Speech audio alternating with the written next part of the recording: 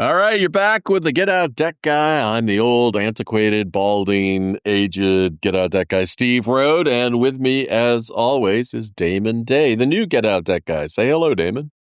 Hey, everyone.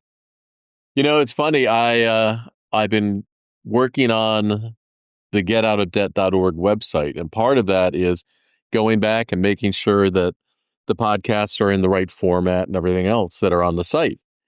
And so I went back and I listened to a podcast from 2009, which must have absolutely been the first one where I 15 said, years ago. say hello, Damon. And apparently it is stuck ever since. Did I say hello, Damon, or do I do a traditional hello? There you go. Hello. Oh, because usually I go, hello, Damon. That's all right. So apparently from show one, this is what we have done. All right. So let's jump into it. How many episodes have we done, Steve? You told me the other day. There's 219 on the website, and there may be some more under a different show name. I haven't gone back because we tried a couple different show variations at one point. Yeah, we did the debt-free dudes. Remember that one? I like the little the jingle for the debt-free dudes. I thought that was yeah, listening to the different jingles along the way has been hilarious. Oh my God. All right. So last time we talked about the holiday debt spiral and that you're pretending it isn't happening. Well, today we got a new topic. We're going to be real. We're going to talk about you're going to spend money anyway during the holiday season. I mean, we're damn near into the holidays and Christmas right now. And I'm not here to tell you to cancel Christmas or become that person who gives everyone homemade coupons for quality time, although I really do enjoy that gift. Tastes like affordability. Oh my God, yeah. 5-bean soup. We talked about that last time. But there's a difference between enjoying the holidays and setting yourself up for a financial January panic attack. And today, Damon and I are going to be giving you some specific strategies to do the former without the latter. All right, Damon, I think we talked for a moment before the show, and you said something which I think we should open with, which is, even though you have heard all our advice and you want to do the right thing, your advice about this holiday season was basically... Well, I mean, we're 8 days, as of this recording, we are 8 days to Christmas. Yeah. And, everybody's in a different situation, but a lot of you, I know, especially with inflation and everything and the lifestyle creep, we're going to be talking about things, about using cash instead of credit and things like that. And let's be real, a lot of you are going to be like, where am I supposed to get this magic cash from instead of using my credit? But we're so close to Christmas. If you're already pretty much maxed out on cards, you owe a lot of money. Steve's known me long enough to where I'm kind of one of those guys that's like, you know what? Eat the damn cake. You're 8 days away. Enjoy the holiday. Just go hog or go ham or whatever they say. Now, let me quote you. This is what you would say, all right? You would say, if you and I were talking, oh, fuck it. Call me in January. Yeah. I mean, if you're already maxed out, in for a penny, in for a pound, there is something to be said that just says, you know what, damn it, just enjoy the next 2 weeks with your family. Do what you're going to do. If we're already kind of over that tipping point of we need to do something dramatic anyway, just enjoy the next 2 weeks. Don't call me before Christmas. We're 8 days out. Enjoy it with your family. Call me in January and we'll get to work. Right. And before I forget, you can always reach Damon at damonday.com, DAMONDAY.com. And sometimes, Damon, people ask me, Steve, why can't I call you? I did it for 30 years. I'm not taking calls anymore. Yeah. My call days are behind me. Yeah. But, your Christmas strategy is a lot like my strategy I used to give people when they first came to me in a panic. And it was, look, let's just bury your head in the sand for 2 weeks. Whatever comes in, just put it in a box. We'll deal with it then. Yeah. So I agree with you. At this point, You can put all your stress and your fear and your anxiousness. And this is not a get out of jail free card, go spend whatever the hell you want. This is a look, the holidays are on us. Let's not bury yourself with anxiety and guilt and everything else. Just enjoy 2025 holidays and, call Damon in the morning. Yeah, because if you're going to be spending the money anyway, there's no sense spending the money, but then being so stressed you get no joy out of it. Right, exactly. You might as well get some joy. Yeah, get some joy. Eat the cake, relax, have fun with your family. And in January, we can roll up our sleeves and get serious with it. Now, now that's, of course, what some would say, well, that's dangerous advice. And that really goes against everything we have labeled here. For some people, if they're in a situation where they still might be able to Dave Ramsey their way out of this thing, they might not want to go ham, right? But for other people that are looking at it going, there's no way I'm earning my way out of this thing. Right. Then go ham, eat the cake. We'll fix it in 2 weeks. Yeah. Every debt situation is fixable. Oh, yeah. I don't think that's what people understand. There is always a solution. You might not like it, but there's always a solution. Yeah, it might be a tough pill to swallow, but the thing that I want to avoid as we're talking about this is I want to avoid the excuse, I'm already so far in, what difference does it make? That's not what we're saying. We're saying whatever you've done up to the time you hear my voice right now, we can't change that. And no amount of anxiety or stress or fear or shame or whatever is going to fix that before the holidays are over with. So just take a deep breath. Let's move on. Yeah. And, that's kind of we've given consumers two different ways to go here. It's like, so what are you saying? Are you saying to go ham over the next 2 weeks? Or are you saying I should minimize my expenses over the next 2 weeks? What are you saying? I'm saying that's the question the listener has to answer for themselves. Yeah, I think. But either way, there's no judgment. Go ham or lock it down. That's up to you now. Yeah. Yeah. I wouldn't say, from my personal point of view, if you know that this is an impossible situation, there's no sense digging the hole deeper.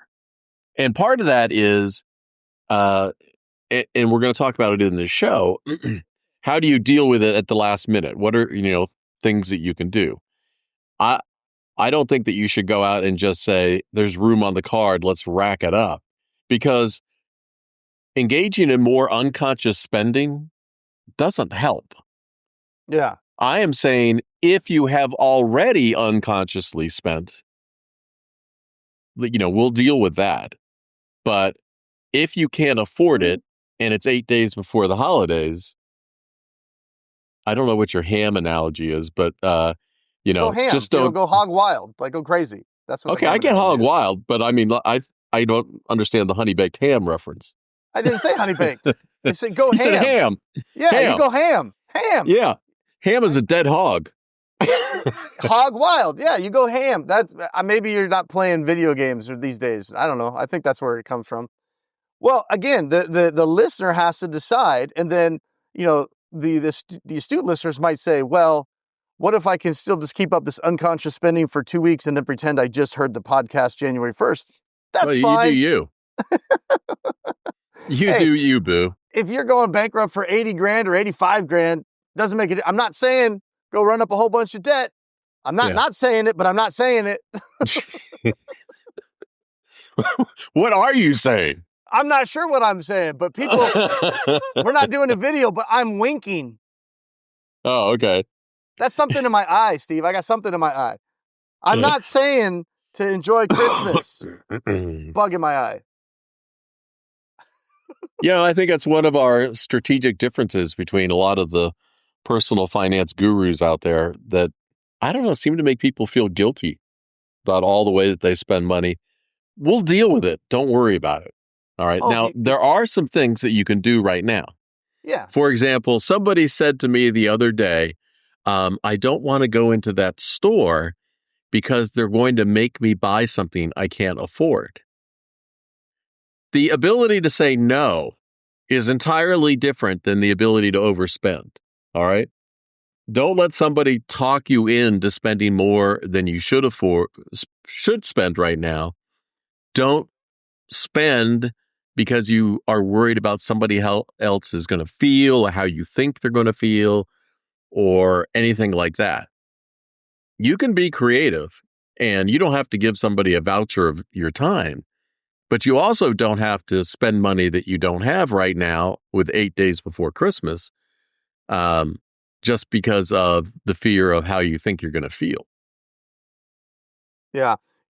I think a lot of it comes down to most people don't like to do things that are hard or don't like to do things that they feel might have confrontation is probably not the right word, but maybe a feeling of uneasiness. What I mean by that is it's easier just to buy the thing rather than have to say why you didn't buy it or can't buy Right. it, right?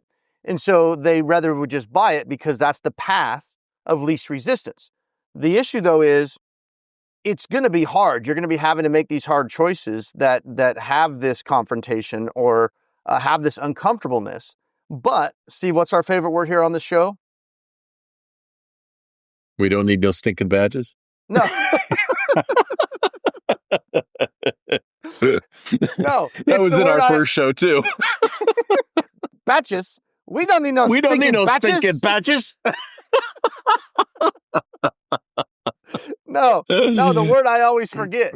It's our favorite word. Oh, hyperbolic discounting. Hyperbolic discounting. So if we don't say no now and do some of these things that Steve's about to start talking about, if we don't make those hard choices now, we're going to have that feeling of uncomfortableness that we're trying to avoid later, right? But with hyperbolic discounting, our brain says, well, I'll deal with it later. And that I Yeah. think that's how people always tend to get in trouble, is that they want to take the path of least resistance, knowing that it's going to lead to something even worse.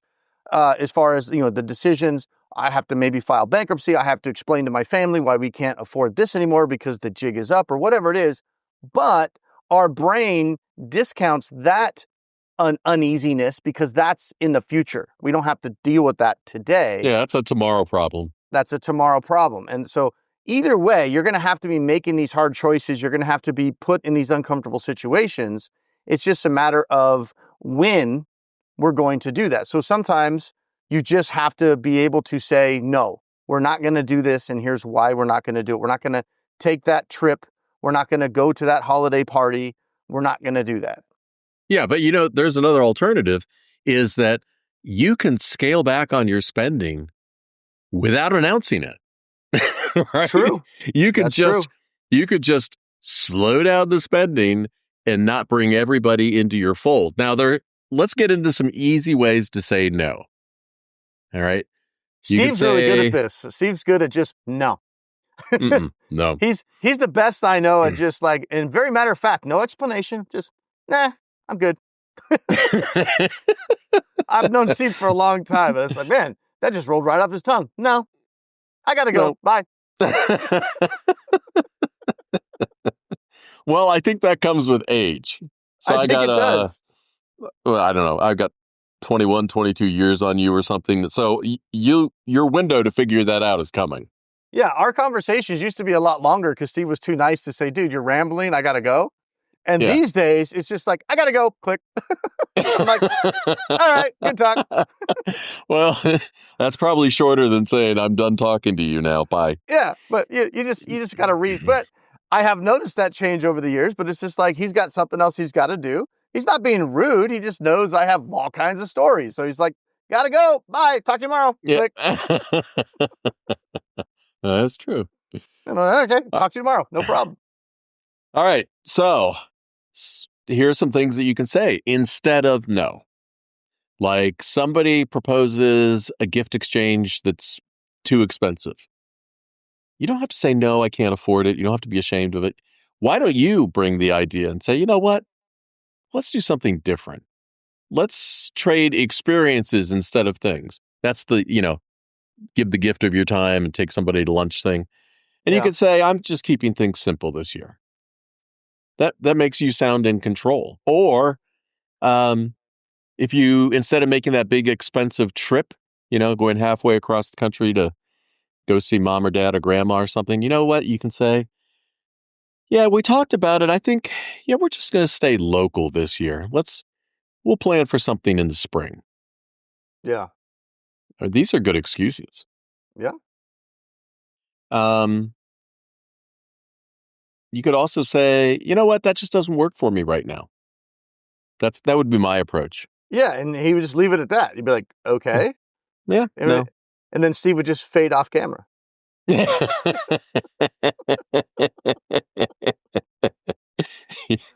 I just go further away from the mic. Yeah. What else you got, All Steve? right. Any more Steve-isms? How to say no without saying no?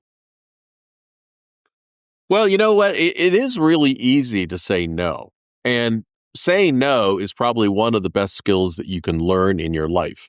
Because then you don't overcommit yourself to stuff. Or, Damon, you know what that's like when Oh, you got dude, a whole bunch. Yeah. it's 100% a difficult skill. I have not mastered it yet. I have a hard time saying no to people. Ask my wife. Like someone asks me, oh yeah, I can do that. Yeah, yeah. And then all of a sudden I sit down and I go, how in the hell am I going to do all of this stuff? I only have 24 hours, right? I overcommit to things all the time just because I don't want to tell somebody no.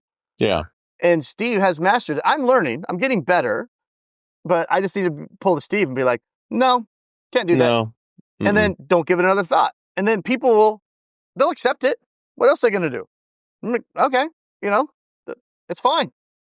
It's all in your own mind, right? Not like saying no. You build it up in your own mind that, oh my gosh, they're going to think this, they're going to think that. What are they going to think of me?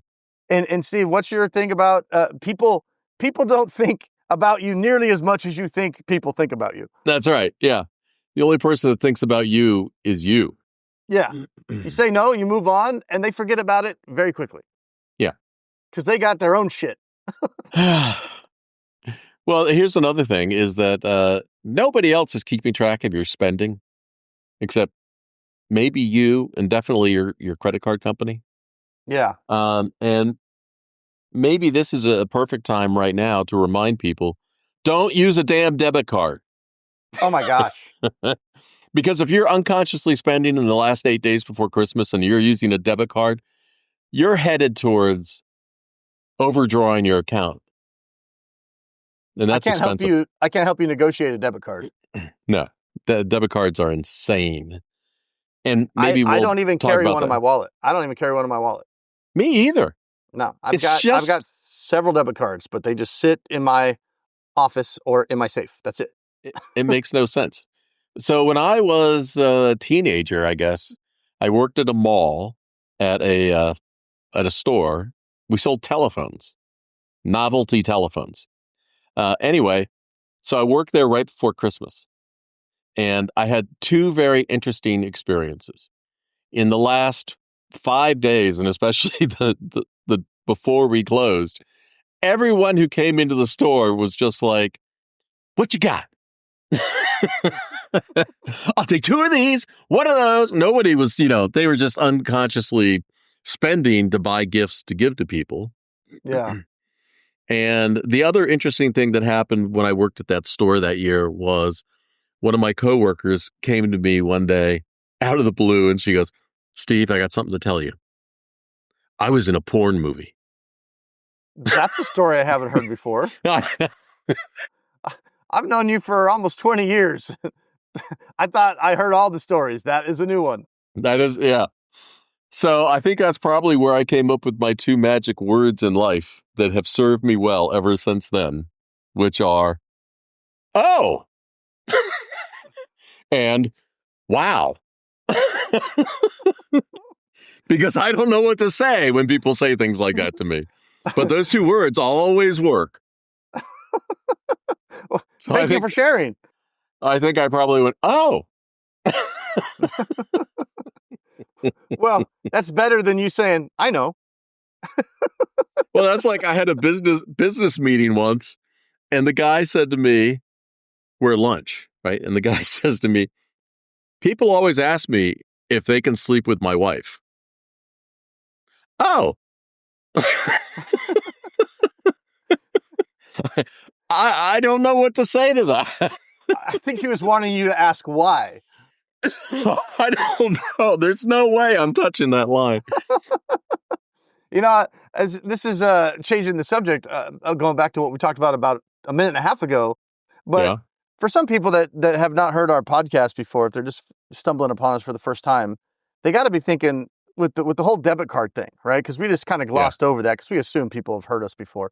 But it's got to be breaking their brain because you've got, on one hand, you've got Dave Ramsey, who everybody knows, everybody listens to, and his Yeah. whole thing is that's the only card you should have in your wallet. That makes no sense. And ours is, actually, no, that's the only card you shouldn't have in your wallet. Right. No, it makes absolutely no sense because the only reason debit cards exist is not because it is a good financial tool. Steve will say, I will say, people will say, but Steve, it stops you from spending more than you have. No, actually, it doesn't. Yeah. Because you can overdraw your account and pay a whole bunch of fees and everything like. But the other thing is it gives people that you might have a problem with the transaction access into your bank account. Now, so why do they have debit cards? It wasn't because it was a great personal financial tool. It's because the local banks made the transaction fees when you used them, and they're profitable for banks. That's why. Yeah. But a credit card stands between you and that transaction. And if there's a problem, the bank is in between to deal with this and stop it and protect you. And people go, but Steve, what if I can't afford it? You know what? You can pay off your bill every week. You could go home from making a transaction and send a payment. It costs you nothing. Yeah. Here's what I would do if you're in a situation where you just absolutely feel like you must have a debit card, or you want to have a debit card, or maybe, you're having trouble getting a credit card or whatever. Here's what I would do. Number one, for sure, I would open up a separate bank account at a different bank. That's not my main bank. It's not where I pay my mortgage from or anything like that. And that would just be my spending account that I would transfer my spending money in for the week or whatever. So at any given time, you don't have too much hanging out there. You're not at risk of someone getting a hold of that, draining your account, and now your mortgage is bouncing. I still wouldn't do it that way, but if you just absolutely must have a debit card, I would never carry a debit card to my No. main bank where my paycheck is deposited and all of my bills get paid from. Oh, Have a and certainly not separate at a credit account. union. Yeah. Not at a credit union. Yeah, because they can attach everything else if you fall behind on credit cards or something like that. They'll take the money out of your checking account. So that would be my one tip. If you must use a debit card or absolutely want to use a debit card, set up a separate bank account at a separate bank, and it's just your spending account. So at any given time, you only have $1,000 at risk or whatever your spending allotment is for that week. Yeah, but let's look at it logically. That's my problem in life. I look at things logically. Damn you, So Steve. logically, if you have a debit card and you're using it because you can afford to use that and you're not going to accumulate any debt. As I just said, you know what? You can use a credit card and do the exact same thing and not accumulate any debt by paying it off daily, weekly, monthly, whatever. And what do you get? You get safety and security and consumer protection with the credit card between you and fraudulent transactions. But more importantly, you get those damn reward points that you and I have both racked up over the years and used them. I don't think I paid for a hotel stay. I get thousands of dollars worth of free stuff, cash included, gift cards and points back, free hotel rooms, Right. just for buying the stuff I was going to buy anyway. Yeah. I mean, hey, if you do it right, you can do it. It's free money. You don't money. have to run up a balance. Yeah, it's free money. Just route all your spending through one specific card or two different cards. And then when the bill comes, you pay it. Or you don't even have to wait for the bill these days anymore. You can just say, hey, look, here's our budget. We're going to be spending $1,000 a week on various things. It's all going on the cards. And then you just pay $1,000 a week to the card. and you never pay interest, and you're just getting 1%, 2%, 3%, 4% on all the stuff that you were buying anyway. That's what I did at one point. I went back and I looked at what was my average credit card balance over the last year. And then I just divided that by 52. And then each week I just set up an automatic draft, just send, 1/52nd of the total balance each week. I automated it. Yeah. Just going to the credit card company. Yeah. And dude, I'm not a Dave basher. I mean, I understand Dave's point, because you'd say, well, how do the credit cards make any money if they're just giving you all these free points and you never pay for it? Well, they're making money on the other people that don't do that and end up paying a crap ton of money in interest. So Dave Right. just took that to mean most people don't know how to deal with this and can't deal with this and can't act like an adult. So I'm going to have to treat everybody as a baby. I think that's where the word baby steps came from. Everybody has to be treated like a baby. But if you're a thinking adult and you're able to manage your finances, you could take advantage of the fact that a lot of people don't, right? That's why the credit cards offer this stuff. But you shouldn't have to be lumped in and not have here's the thing. I don't know how we got off this on Christmas spending, but since we're talking about it, here's the Okay. thing that I could never square. I would What? get clients, Steve, what's the number one thing people are afraid of when I talk to them about, okay, we need to rip the Band-Aid off a little bit, get yourself out of debt. We're talking about bankruptcy. We're talking about settlement, things like that. What's the number one thing that freaks them out? Credit score. Credit score, right? Okay. They want to pay this off in a traditional way. They don't want to hurt their credit score. What does Dave Ramsey say about credit score? Doesn't matter. It doesn't matter. You don't need it. So on one hand, I'll have people saying, no, I want to Dave Ramsey my way out of this because I want to protect my credit score. But Dave Ramsey says you shouldn't care about it and operate with it and shouldn't buy anything on credit anyway. So I'm like, wait a minute. If we can take that move forward, what's so bad about bankruptcy then?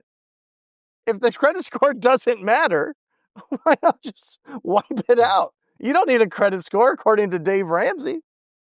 My biggest gift to people would be feel comfortable asking questions and working through the answers. Because if people asked almost every financial guru, whether it's Dave Ramsey or Susie Orman or somebody else, questions, and then ask why does that make sense? Girlfriend, I'm you can't afford it. Yeah. All right, Susie. But I am sure that if somebody, you would know better than me because you've watched a lot more of Ramsey than I have. But I enjoy his show. Yeah. But if somebody called in and said, Dave, I think you're absolutely wrong on credit cards, I think it would wind up being confrontational. Oh, people do. And he just rips them a new one. And he controls the buttons, so he can just cut you off whenever. But he doesn't change his stance. Doesn't that sound more like bullying than educating? Well, I mean, some people think that, yeah. Okay. I mean, he's got a very successful show. Much more than ours. More people listen to Dave than listen to us. So I don't know. But one of the things that we have found is that there are lots of people out there that are where Dave doesn't work for them, right? I think there's more people that where Dave doesn't work for them than people that Dave works for, honestly. Yeah, more people have tried it and failed than have tried it and screamed we're debt free on a show. Yeah, remember our 90%? Yeah. But nobody ever talks about those people because they're according to Dave, they're probably just, I don't want to say losers, but they're, I don't know, not rejects. Following the steps right, not making the tough choices. They don't have 3 roommates that moved into their house with their family, so they're not committed. They didn't sell their house and, get a tent, that kind of stuff. So they're not cut out to succeed, I guess. All right, let me get this bus back on track. So that didn't make sense. The train's got to get back on the track. I was thinking, yeah, you're right. This bus was never on a track, clearly. All right, let me get this bus back on the toll road. All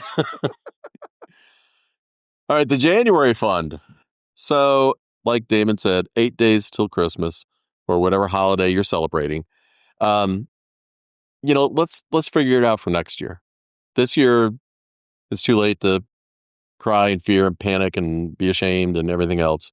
So let's figure it out for next year. You can start setting aside what you can afford in January and put it in a separate savings account at your bank, or do whatever works best for you, and start saving up money for next year. As I always say, there's no sense wasting a perfectly good mistake. Let's learn from what happened this year and not repeat it next year. When the Yeah. credit card bills come in January, don't panic. As Damon and I said, there is a solution for every problem. And with Damon's help, you can figure out a plan. It might involve a little sacrifice. It might involve a little change. But there is always a solution. No matter what your problem, there is always a solution. And, next year will be better. With some change, with talking to Damon, with a little clear thinking, you will be able to make better decisions for the whole year, and you will have a much more successful 2026. You know Agree? what? I really like our podcast. Oh, I'm glad you do. Thank God. We sat down, we have this outline for the podcast today, and this is what I really like about us, if I'm not tooting our own horns here. But, it had the things lined out, things that you could do to save money, and we covered some of that stuff. But, Yeah. and you guys can Google this stuff, how to save money during the holidays, and it'll give you all the same old crap that, is everywhere about, make a list and have a budget, and that's all fine. But Steve and I sat down and looked over this stuff, and we didn't have a plan, as you can tell. This is why the bus was off the tracks. But we hit record and we have this outline about all these things you can do to save money, and just went, fuck it, go ham, enjoy the next 2 weeks.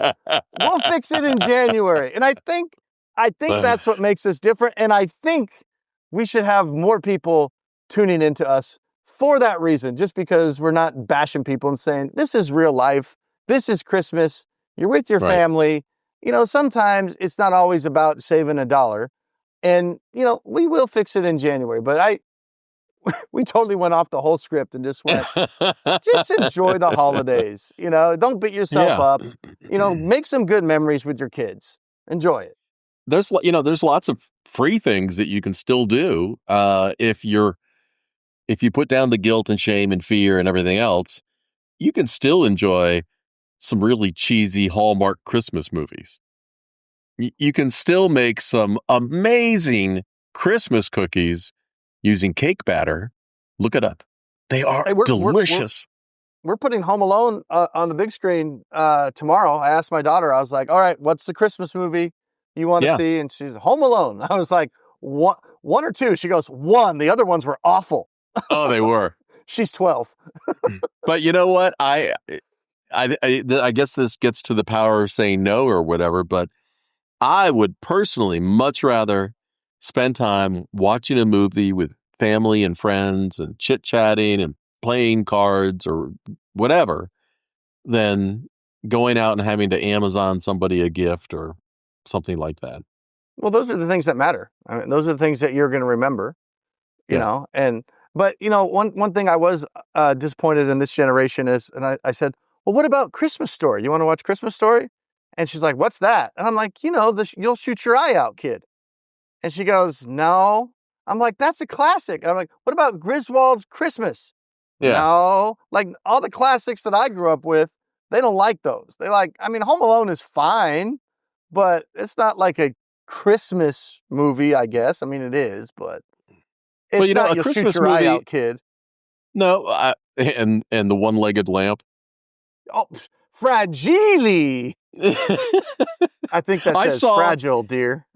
I saw a social media picture the other day of somebody who did the tongue on the flagpole thing, right? And it got frozen to the flagpole. Like, what, dude, you didn't know that?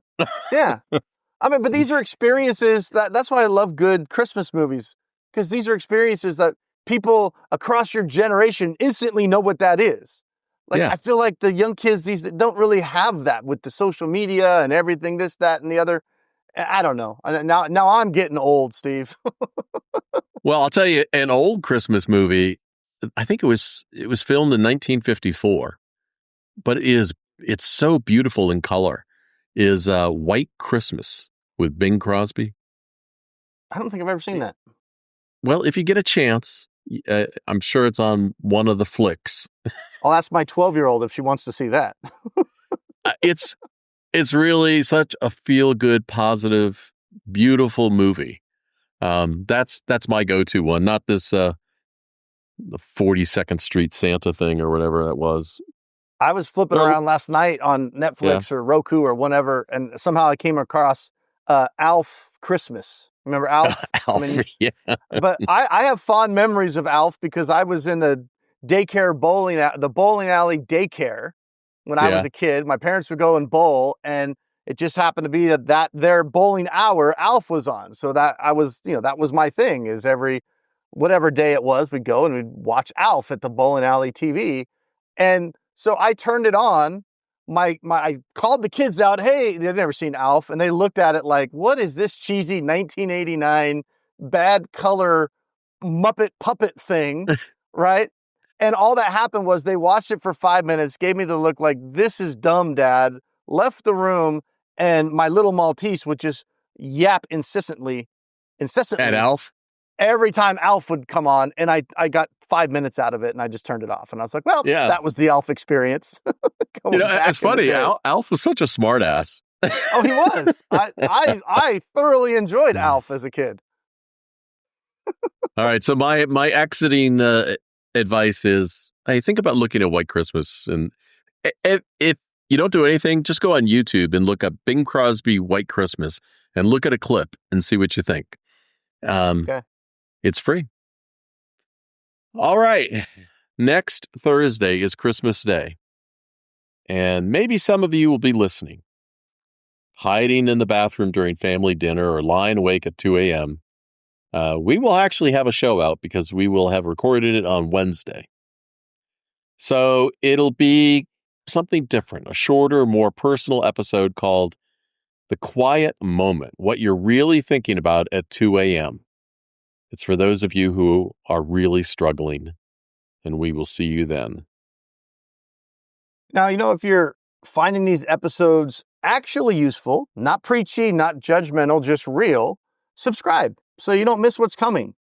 In January, we're going from survival mode to action mode.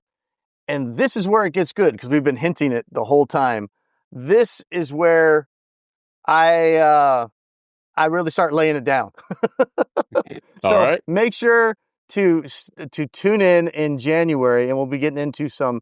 Now that we're done with Christmas, how do we fix this stuff? So, all right, this week's challenge: pick one holiday expense you were planning to put on a card and either pay cash or skip it entirely. Yeah, cash. Where's the cash? Yeah. Just one. Text it to a friend right now so someone else knows. Accountability is free. You can enjoy the holidays and protect your future. Absolutely. They're not mutually exclusive. Make this week count, and we will see you next week. Until next week, Damon, I will see ya. Merry Christmas. Peace.